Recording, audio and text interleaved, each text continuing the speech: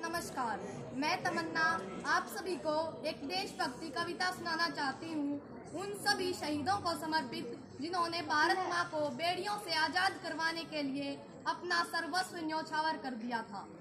मन तो मेरा भी करता है झूमूं नाचूं गाऊं मैं, आजादी की स्वर्ण जयंती वाले गीत सुनाऊं मैं, लेकिन सरगम वाला वातावरण कहाँ से लाऊं मैं मल्हारों वाला अंतःकरण कहाँ से लाऊं मैं दामन में दर्द तुम्हारे अपने लेकर बैठी हूँ, आजादी के टूटे फूटे सपने लेकर बैठी हूँ।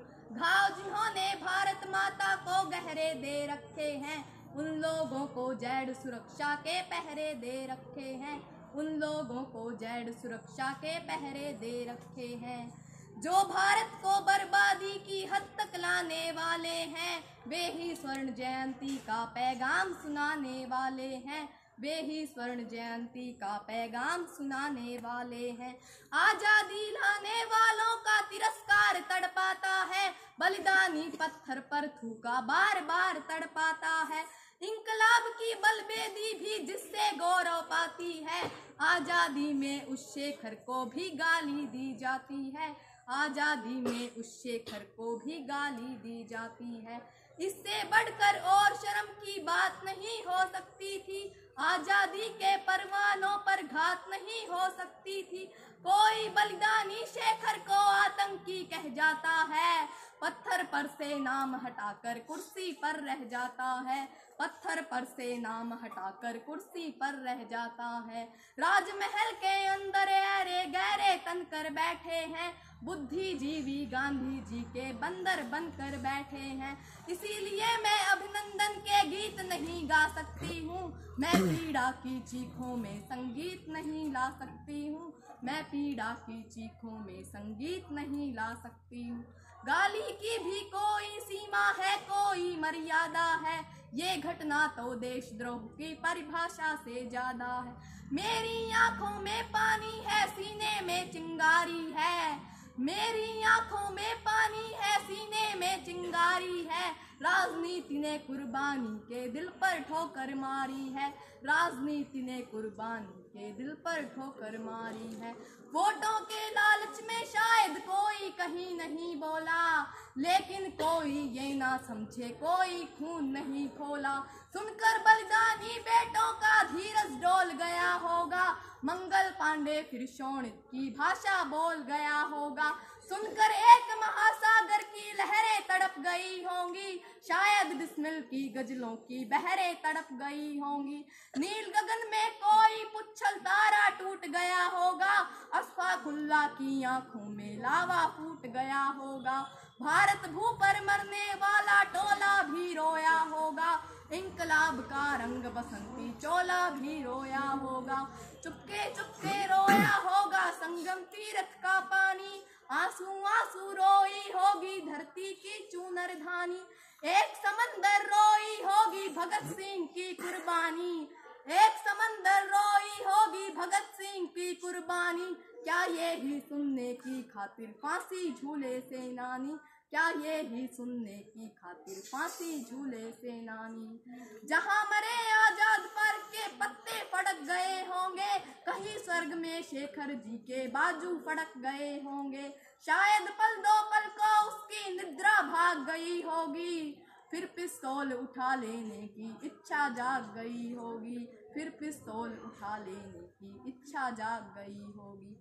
मैं दिनकर की परंपरा की चारण हूँ, भूषण की शैली की लघु उदाहरण हूँ। मैं सूरज की बेटी बन के गीत नहीं गा सकती हूँ, मैं पीड़ा की चीखों में संगीत नहीं ला सकती हूँ, मैं पीड़ा की चीखों में संगीत नहीं ला सकती हूँ। क्या आप सब जानते हैं कौन थे चंद्रशेखर आजाद? यदि नहीं तो सुनिए। महायज्ञ का नायक शेखर गौरव भारत भू का है, जिसका भारत की जनता से रिश्ता आज लहू का है, जिसके जीवन के दर्शन ने हिम्मत को परिभाषा दी, जिसके पिस्टल की गोली ने इंकलाब को भाषा दी, जिसने धरा गुलामी वाली क्रांति निकेतन कर डाली, जिसकी यश गाथा भारत के घर घर में नहुचुंबी है, जिसकी थोड़ी सी आयु भी कई युगों से लंबी है, जिसको खूनी मेहंदी से भी देह रचाना आता था। आजादी का योद्धा केवल चने चबेला खाता था। अब तो नेता पर्वत सड़कें नहरों को खा जाते हैं, नए जिले के शिलान्यास में शहरों को खा जाते हैं, नए जिले के शिलान्यास में शहरों को खा जाते हैं। स्वर्ण जयंती वाला जो ये मंदिर खड़ा हुआ होगा, शेखर इसकी बुनियादों के नीचे गड़ा हुआ होगा, शेखर इसकी बुनियादों के नीचे गड़ा हुआ होगा। आजादी के कारण जो गोरों से कभी लड़ी है रे, शेखर की पिस्तौल किसी तीरथ से बहुत बड़ी है रे, शेखर की पिस्तौल किसी तीरथ से बहुत बड़ी है रे। मैं साहित्य नहीं चोटों की चित्रण हूँ, आजादी के अवमूल्यन की वर्णन हूँ। मैं अग्नि गंधा शबनम की प्रीत नहीं पा सकती हूँ, मैं पीड़ा की चीखों में संगीत नहीं ला सकती हूँ, मैं पीड़ा की चीखों में संगीत नहीं ला सकती हूँ। जो भारत माता की जय के नारे गाने वाले हैं, राष्ट्रवाद की गरिमा गौरव ज्ञान सिखाने वाले हैं, जो नैतिकता के अवमूल्यन का गम करते रहते हैं, देश धर्म की ठेकेदारी का दम भरते रहते हैं, जो छोटी छोटी बातों पर संसद में अड़ जाते हैं और शहीदों के मुद्दों पर सड़कों पर लड़ जाते हैं। 60 दिनों तक स्वर्ण जयंती रथ लेकर जो घूमे हैं, आजादी की यादों के पत्थर पूजे हैं चूमे हैं, इस घटना पर चुप बैठे हैं, सबके मुंह पर ताले हैं। हम तो समझा करते थे कि ये तो हिम्मत वाले हैं, हम तो समझा करते थे कि ये तो हिम्मत वाले हैं। सच्चाई के संकल्पों की कलम सदा ही बोलेगी, वर्तमान के अपराधों को समय तुला पर तोलेगी, वरना तो साहस करके दो टूक डांट भी सकते थे, अगर शहीदों पर थूके तो जीभ काट भी सकते थे, अगर शहीदों पर थूके तो जीभ काट भी सकते थे।